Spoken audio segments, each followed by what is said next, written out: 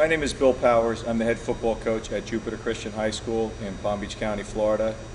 Palm Beach County is a hotbed for high school football in the country. I've been head coach here for 4 years. During that time, we've compiled a 47-5 record. We've won back-to-back state championships, and we currently have the longest winning streak in the state of Florida of 27 games. People say that that offense brings in the fans, but defense wins championships. I certainly agree with that. And today we're going to talk about our defense. We run a 3-3 or 3-5 stack defense. We call it the stack and swarm. Fundamentally, I think that it's very difficult for offenses to defend against it. It's easy to teach your players, and it's fun for the kids. And the bottom line is, it's helped us win 47 games out of the last 52. First of all, the reason why we run a 3-3 defense, it's easy to learn. We're a small school. A lot of our players have to know more than one position. We tried other defenses when I first got to the school, and it was difficult for a defensive lineman to know 2 or 3 different positions. With this defense, everything is easy. Whether he's playing on the nose or playing on the tackle, he knows what his responsibilities are. And the same goes for the linebackers, and same goes for the defensive backs. Secondly, teams have to game plan for it.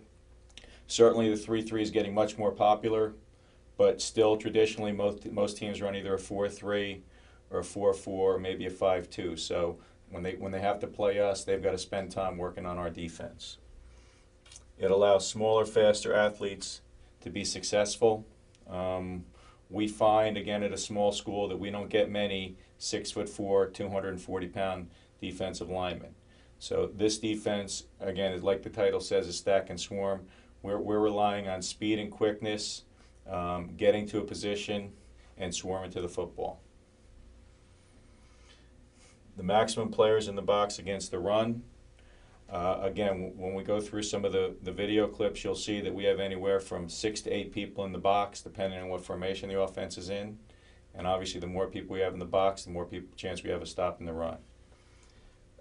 Maximum pressure against the pass. 3-3 relies on a lot of man defense, and we rely on getting a lot of pressure on the quarterback. I mentioned earlier we don't do a lot of blitzing, but our linebackers do play downhill, and we'll go into that as we go along further in the video. It's one of the few defenses that I think disrupts the zone read. Again, when we're playing downhill, we get penetration, and it's very difficult for running backs to find gaps in our defense. It's an aggressive attacking style of play. That speaks for itself, and again, you'll see that our guys swarm to the football. More than one helmet on the football.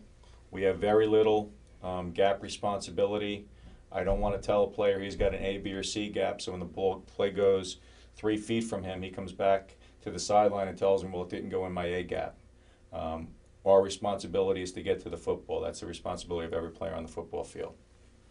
And finally, no huddle needed.